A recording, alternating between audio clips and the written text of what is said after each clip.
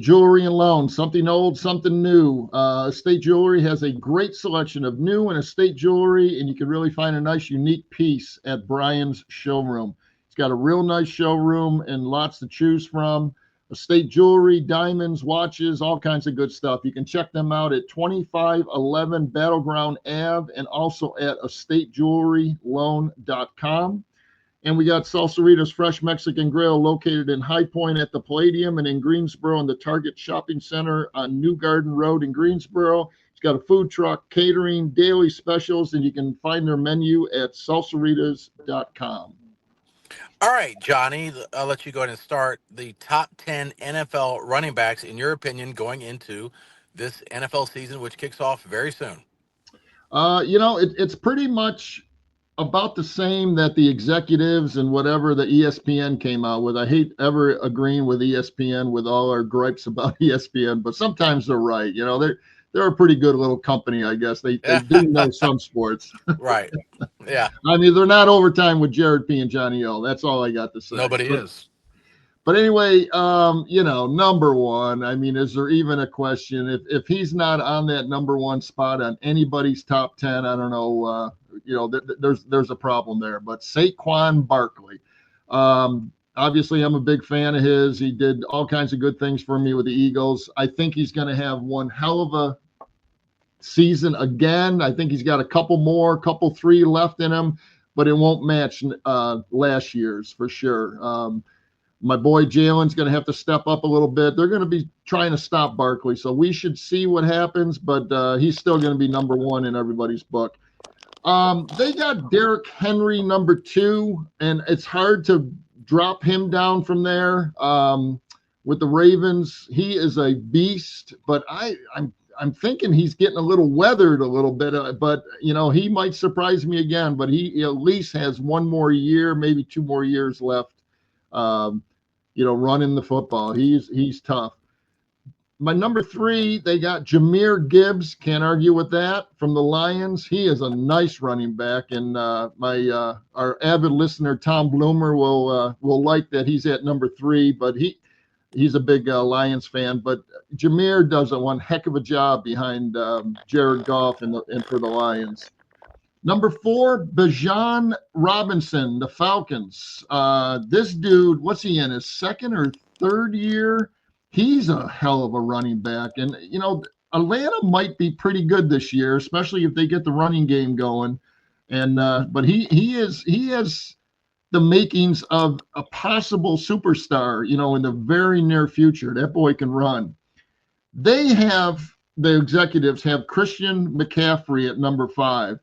I'm going to shake my head no at that. I love Christian McCaffrey. I think he's a great football player, one of the best I've ever seen, but he's always injured. So, I can't rank him number 5. I'm going to jump up James Cook from the Bills from number 8 to number 5, and I'll put Christian McCaffrey down to the number 8 spot. I just, too many injuries, and James Cook sometimes for the Bills just doesn't get enough credit, but he's had a couple real great seasons, and I think he's got a couple ahead of him. Josh Jacobs at number 6 with the Packers, I agree with, real nice running back, and they use him, very well. Jonathan Taylor with the Colts, number 7. He's hit or miss this year, but I'm going to keep him in there. Then you got a Joe Mixon with the Bengals. Now, if he has one hell of a year behind Broadway Joe and with those receiving corps, look out for the Bengals this year. I got a weird feeling, man, those Bengals are going to win a lot of those games that they lost last year, and they're going to come out fired up. And if their running game's working, go for it, Joe Mixon. And last but not least, Alvin Kamara. Still hanging in there. I think he's still, a legit top 10 running back for the Saints. Not sure how good the Saints are going to be this year and, if they're going to be using him as much, but he can also catch the ball. But he's at my number 10 spot, and he's had some fine seasons, but he's been beat up a little bit the last couple of years. So we shall see. That's my top 10. What do you got, Jared? Well, you can't argue with their top 10. I mean, it's excellent. I can't unless there's a rookie running back that we're not aware of. I know Kansas City. They always seem to find like a young, fast guy. I know Washington has a guy they're excited about, but it's really hard to predict unless it's some beast. You know, the guy out of Boise State, and he broke a little bit. I don't know if you mentioned him. I did not. Yeah, I think that I would put him in my top 10. He's with the Raiders, correct?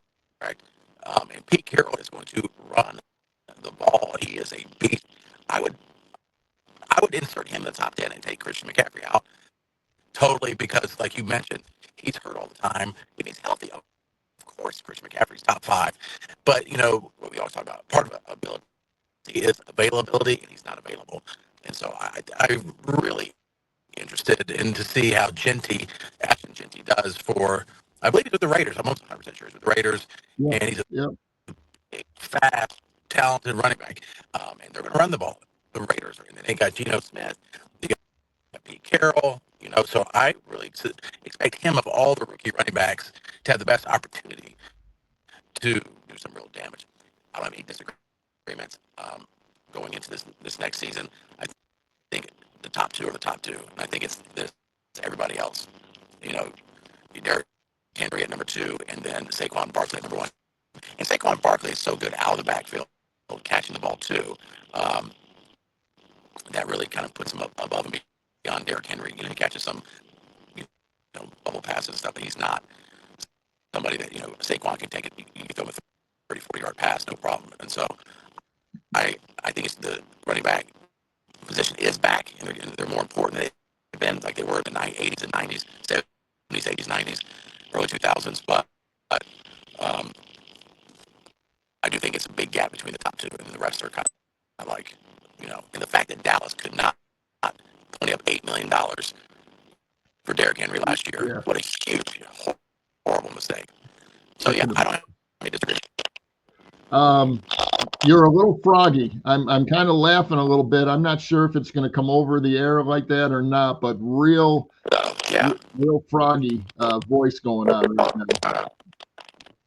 When you're talking, it has some sort of like, when I'm talking, it's clear on my end. As soon as you start talking, it's kind of sounds weird. Okay, all right. I thought maybe you were hungover, but I know you don't drink, so that's what it sounds like in my ears. I hope not. If it does, it's gonna be a bad episode. But yeah, no, those are good couple top tens. I think it's going to be a fun season, and I think like we've been kind of talking about over the past year, the running back is back. I mean, they for a while their running backs kind of got out of the loop, but they are a key to all these football teams, especially the winning football teams. Yeah. All right, let's thank our other sponsors. We have Surf Hippie Fishing, surfhippiefishing.com for all your fishing apparel, gear, tournaments. We also have Elite Performance Chiropractic, 2 great locations, Greensboro and Winston-Salem. Former pro football player Jeremy Phillips. All of his information can be found on his Facebook page, also on the website Elite Performance Chiropractic. Who else we got? Shank and Torrance Insurance, located in Greensboro, but they serve the entire triad and state. Brian Torrance specializes in personal insurance, including auto, homeowners, and life insurance. Give Brian a call at 336-310.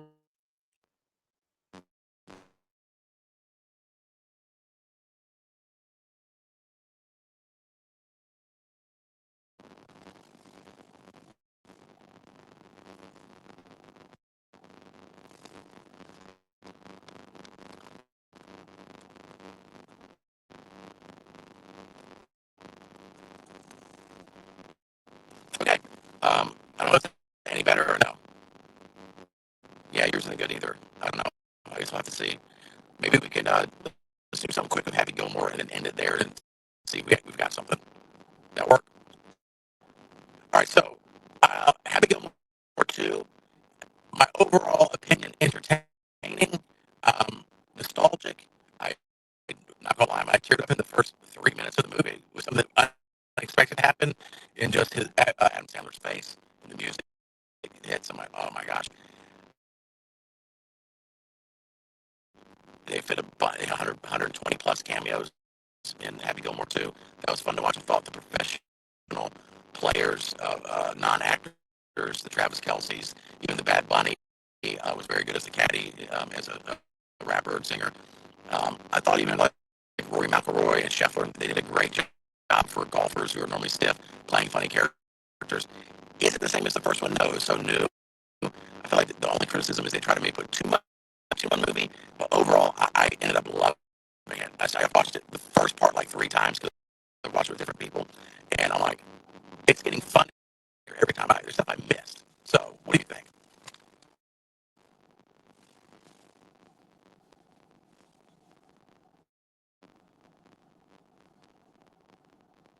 You just said, when you when you see Adam Sandler, I'm happy, man. It's a perfect name for him. He's just fun to watch.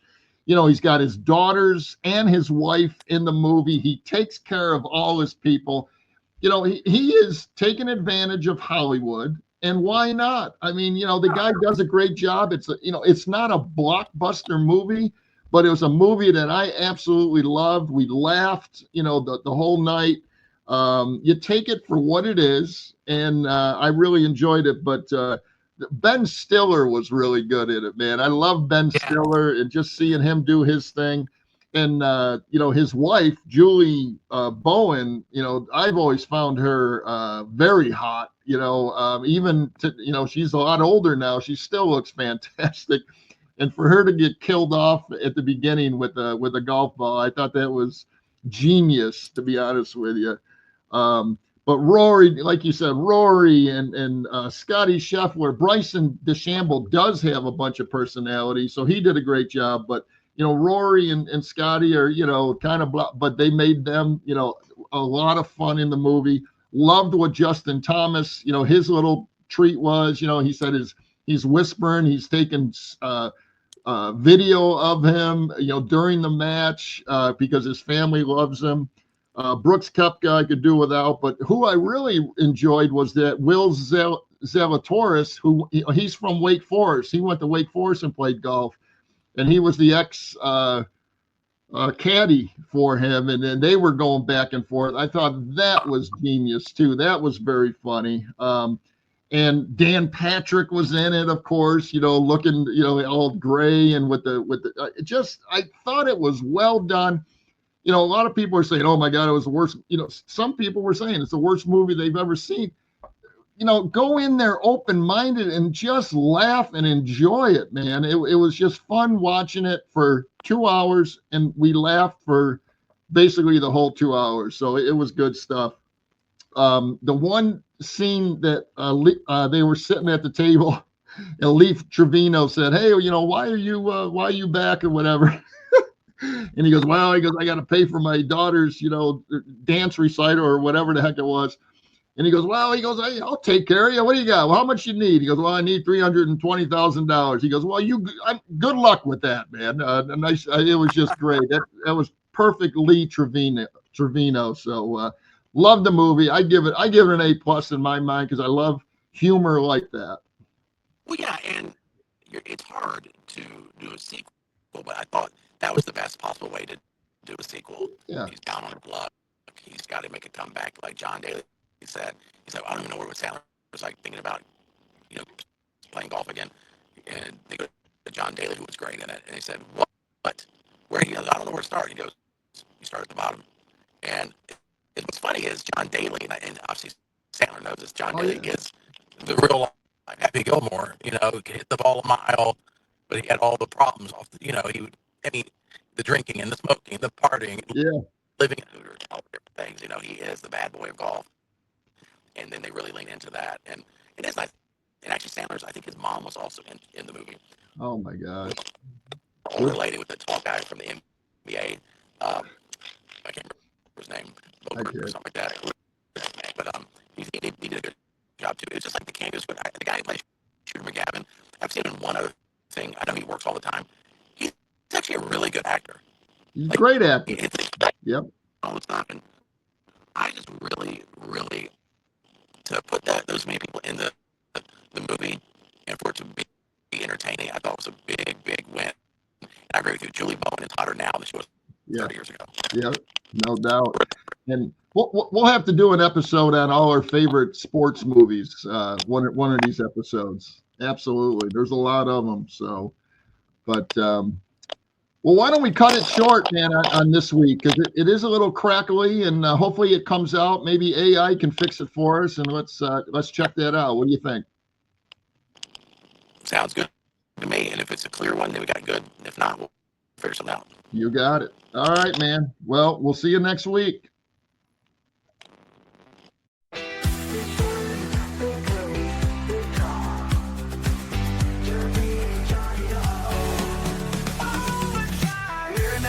Overtime pay. We're talking the overtime play. The big stories, the big plays, the big drama.